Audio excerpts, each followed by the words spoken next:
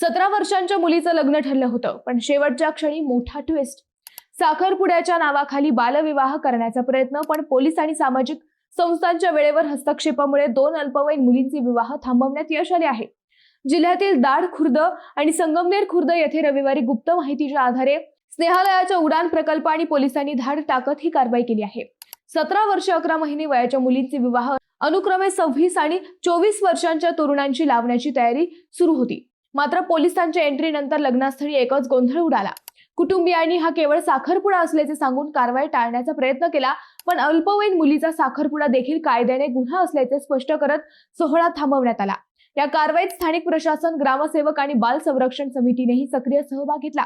विशेष म्हणजे एप्रिल महिन्यातच अशा 30 बालविवाहांचे प्रयत्न उडान प्रकल्पाने रोखले असून अक्षय तृतीयेच्या दिवशीच 5 विवाह थांबवण्यात आले होते. त्यामुळे जिल्ह्यात बालविवाह विरोधात प्रशासन अधिक सतर्क झाल्याचे दिसत आहे.